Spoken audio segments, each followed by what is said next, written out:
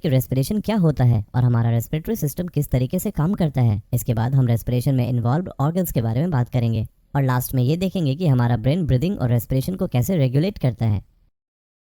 दोस्तों, प्रत्येक लिविंग्स को जीवित रहने के लिए ऑक्सीजन की आवश्यकता होती है। यही ऑक्सीजन सेल्स तक पहुंचकर फूड को ऑक्सीडाइज कर ऊर्जा पैदा करती है।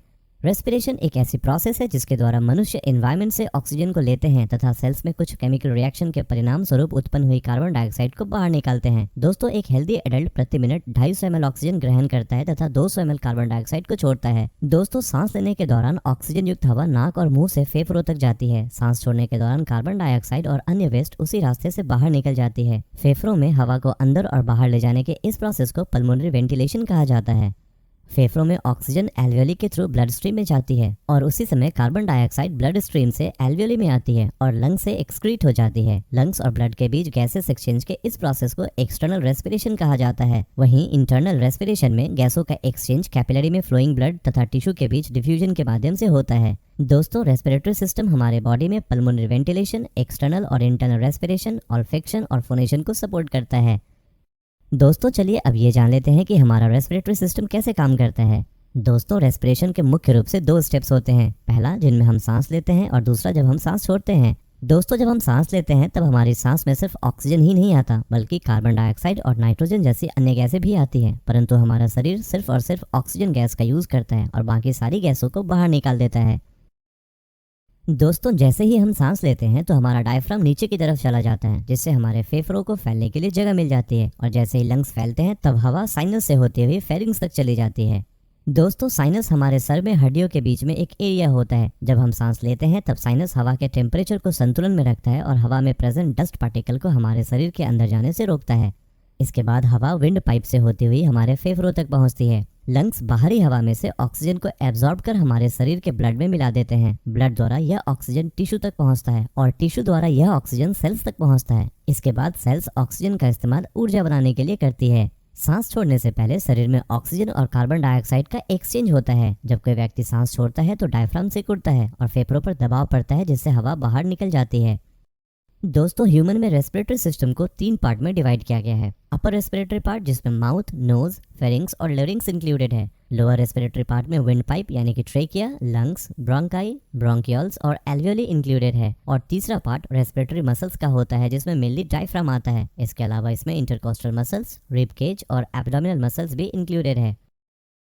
दोस्तों, आइए अब रेस्पिरेटरी सिस्टम के डिफरेंट ऑर्गन को डिटेल में जानते हैं। दोस्तों, नोज पहला रेस्पिरेटरी ऑर्गन है जो बाहर दिखने वाले एक पेयर नसल पैसेज से शुरू होता है। यह एक बड़ी कैविटी के रूप में होती है जो एक पतली हड्डी व मेम्ब्रेन के द्वारा 2 भागों में डिवाइडेड होती है। नसल पैसेज में पाए जाने वाले फाइन हेयर्स, मेम्ब्रेन्स में होने वाला ब्लड फ्लो, सीलिया और म्यूकस आपसी सहयोग से इंस्पायर्ड एयर में प्रेजेंट डस्ट और पोलेंस को दूर कर उसे प्यूरिफाई करते हैं। इस प्यूरिफिकेशन के बाद ही इंस्पायर्ड एयर फेफड़ों में प्रवेश करती है। दोस्तों, माउथ रेस्पिरेटरी सिस्टम में एक सेकेंडरी ऑर्गन के तौर पर कार्य करता है। वैसे तो श्वास लेने में मुख्य भूमिका नॉस्ट्रिल की होती है, परंतु आवश्यकता होने पर माउथ भी श्वास लेने के काम आता है।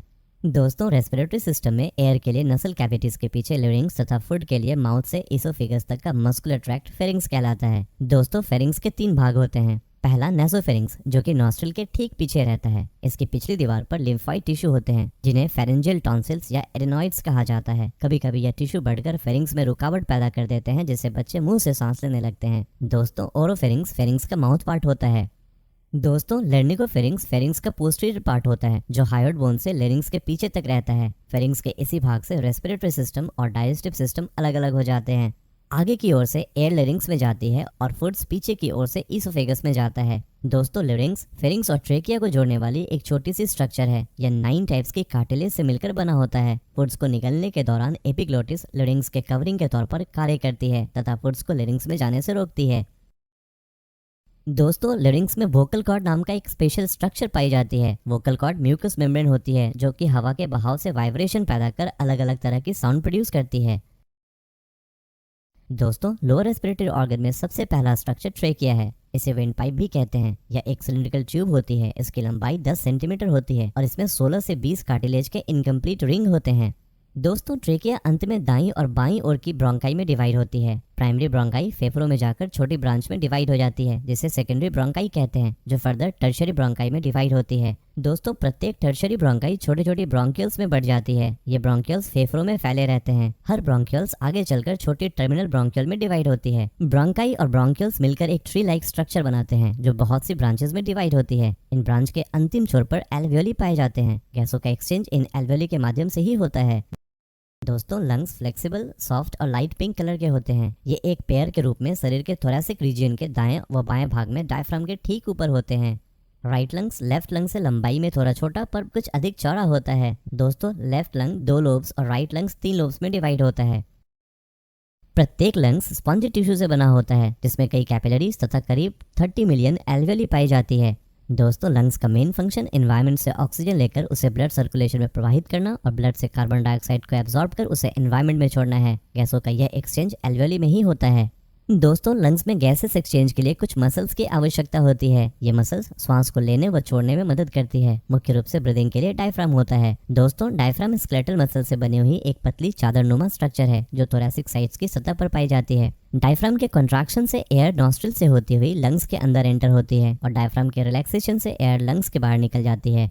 इसके अतिरिक्त रिब्स में इंटरकॉस्टल मसल्स पाई जाती है जो डायफ्राम के कॉन्ट्रैक्शन और रिलैक्सेशन में मदद करती है। दोस्तों, आइए अब ये जानते हैं कि हमारा ब्रेन किस प्रकार ब्रीदिंग को कंट्रोल करता है। दोस्तों, रेस्पिरेशन एक इनवॉलंटरी फंक्शन है। पोन्स और मेडुला ओब्लोंगाटा द्वारा निकला नर्व इंपल्स रेस्पिरेशन रेट को कंट्रोल करता है। दोस्तों, एक एडल्ट में नॉर्मल ब्रीदिंग रेट 12 से 15 ब्रीथ पर मिनट होता है। मेटाबॉलिक नीड्स के अकॉर्डिंग हमारा बॉडी ब्रीदिंग रेट को एडजस्ट करता है। जब हमारा शरीर अधिक ऑक्सीजन का यूज करता है या हमारे ब्लड में बहुत अधिक कार्बन डाइऑक्साइड रहता है तो हमारे ब्लड में प्रेजेंट कीमो रिसेप्टर ब्रेन को सिग्नल भेजता है और हमारा ब्रीदिंग रेट बढ़ जाता है ताकि ज्यादा से ज्यादा गैस का एक्सचेंज हो सके। इसके अलावा छींकने और खांसने जैसे हरकतें भी थोड़ी समय के लिए सांस लेने के पैटर्न को बदल सकती है।